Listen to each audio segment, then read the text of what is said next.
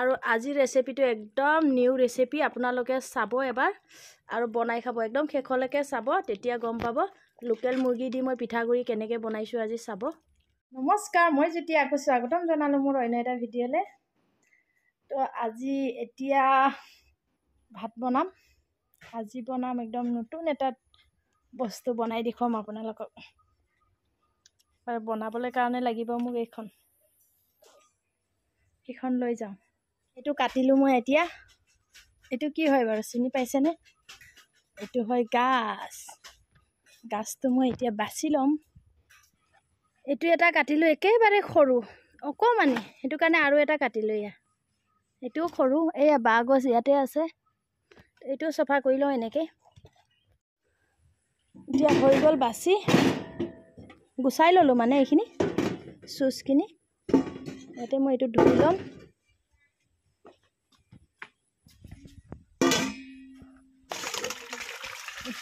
তিয়াম ইয়াতে চাউল পূৰা ইমান নালাগে। ইয়াত দিয়া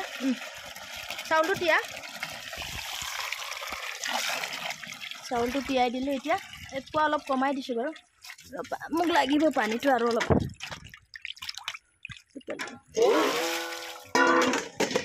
এতিয়া মই এইখিনি কাটি ল'ম দে, নাই লাগিব।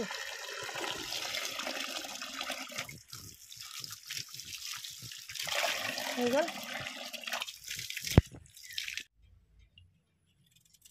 এনেকৈ পাতল পাতল কাটিব লাগিব এয়া। আৰু যদি এইটো বস্তু টান তেতিয়া পেলাই দিব, অলপ কোমলটো কাটিব, কিন্তু টানটো ভাল নহয় খাবলৈ। তো এনেকৈ কৰি মই গোটেইখিনি কাটি লওঁ।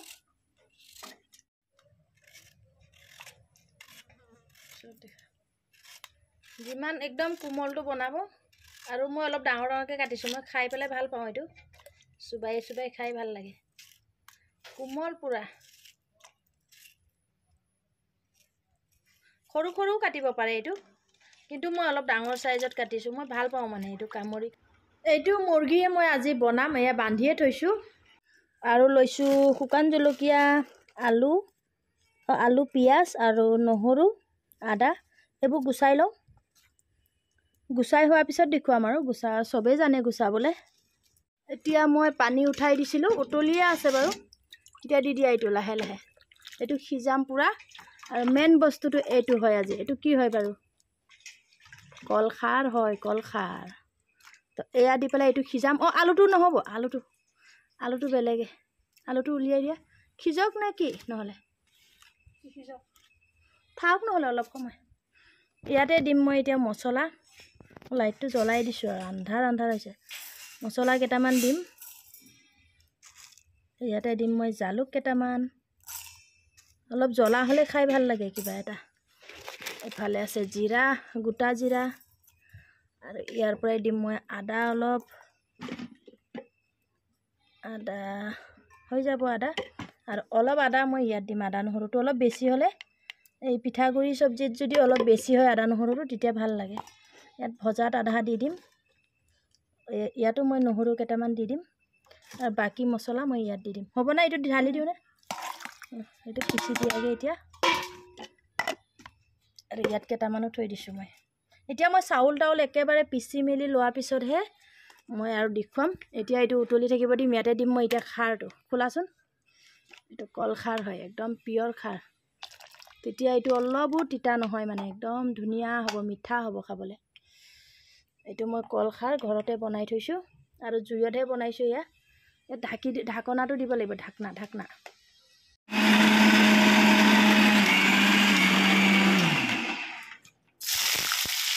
ইয়াত তেল গৰম হৈ গ'ল, পিঁয়াজটো দি দিলোঁ।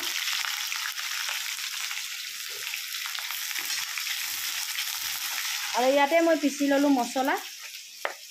আৰু এয়া মই মাংসটো কটাৰ পিছত পিঁয়াজখিনি ভাজি লওঁ। পিঠাগুড়িখিনি হ'লনে? এইখিনি চাউলো মই পিচি ল'লোঁ। এতিয়া ঢালি দিয়া।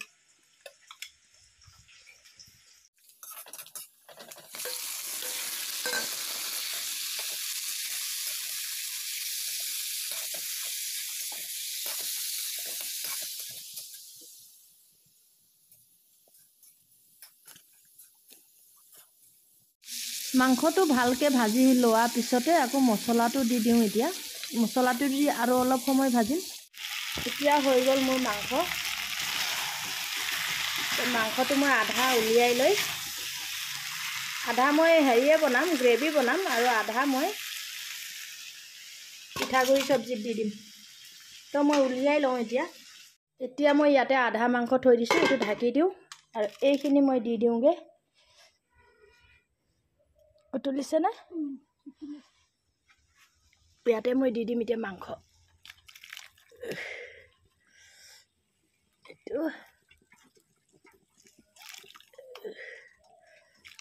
চাওঁ হেতাটো। ইয়াতে মই চালোঁ মাংস আৰু গাজটো সিজিছিলে নাই। তো পিঠাগুড়ি দিবলৈ হ'ল নেকি চাইছিলোঁ, কিন্তু হোৱা নাই মোৰ এতিয়াও, আৰু অলপ সিজিব লাগিব। ইয়াতে লৈ লৈছোঁ মান ধনিয়া।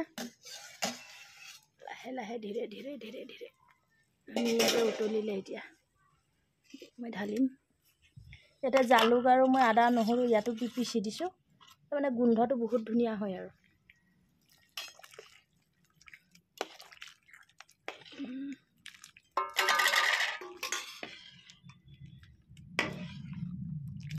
এতিয়া জুইটো অলপ কমাই দিছোঁ। চাওক ইমান ধুনীয়াকৈ হৈছে নহয়। হ'লেই আৰু মোৰ এয়া চাওঁচোন, আন্ধাৰ হৈছে। দি দিয়া, এইটো সৰু সৰু কৰি নিদিলা।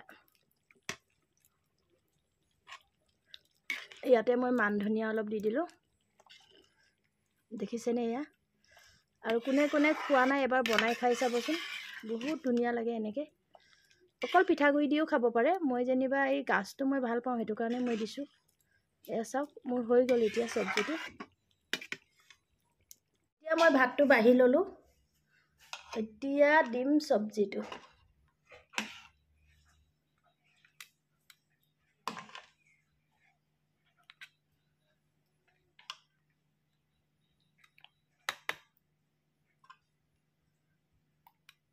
আৰু এনেকৈ যদি খোৱা নাই আপোনালোকে এবাৰ খাবচোন,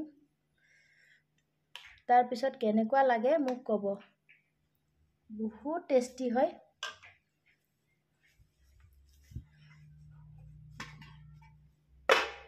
হৈ গ'ল। এয়া মই বনাইছিলোঁ যে এক্সট্ৰাকৈ আলু দি পেলাই, এইটোও হৈ গ'ল।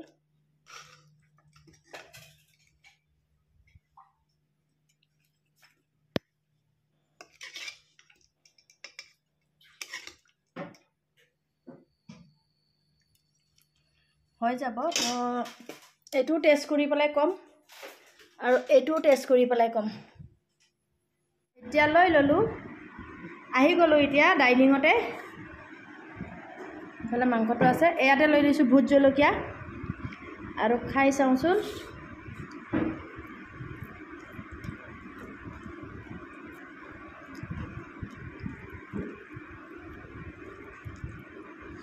ইয়াতে মই মাংস অকণ লৈ ল'ম। বহুত গৰম। এইখিনিতে কথা এটা কৈ দিওঁ, মই পাহৰি গ'ল একচুৱেলি কথাটো ক'বলৈ। আপোনালোকে যদি পিঠাগুড়ি মাংস বনালে আপোনালোকে কি কৰিব, মাংসটো আগতে একদম সিজাই দিব।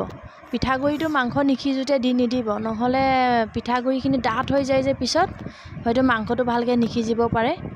সেইটো কাৰণে মাংসটো ধুনীয়াকৈ সিজাৰ পিছত পিঠাগুড়িটো দি দিব। পিঠাগুড়িটো সিজিবলৈ একচুৱেলি বেছি টাইম নালাগেই, তো সোনকালে সিজি যায়। সেইটো কাৰণে মাংসটো ধুনীয়াকৈ সিজাই লোৱাৰ পিছতহে পিঠাগুড়িটো দিব। আৰু জ্যোতিক দেখিছা নাই কেনেকুৱা খাইছে, ৰাম ৰাম, এই কি হ'ব বাৰু, ইমান খায়ো, ৰাম ৰাম।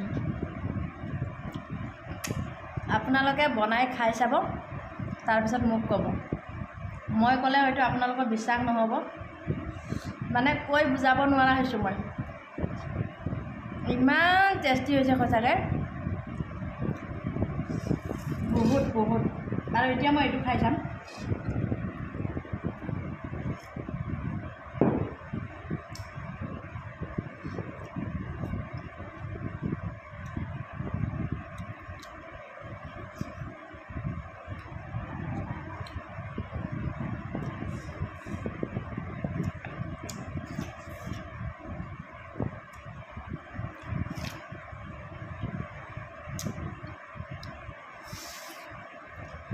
এইটোতকৈও এইটো বেছি ধুনীয়া আছে যিটো মই পিঠাগুড়ি দি বনাইছোঁ আৰু আপোনালোকে খাই চাব এবাৰ খাই চাব মই যদি মিছা কৈছোঁ সঁচাকৈ বহুত ধুনীয়া হৈছে আৰু কলখাৰ অলপ দিব তেতিয়া গাজটো অলপ টিটিকি ভাৱ এটা আহে নহয় সেইটো নাহে মিঠা হৈ যাব একদম পূৰা মিঠা হ'ব এনেকুৱা ধুনীয়া নহয় আৰু মই এতিয়া কথা পাতি নাথাকোঁ মই খাওঁ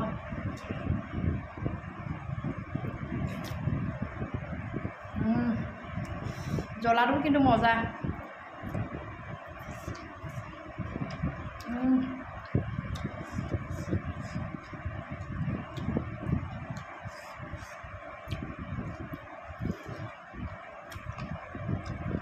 মই ভাতকেইটা খাই লওঁ এতিয়া বাই বাই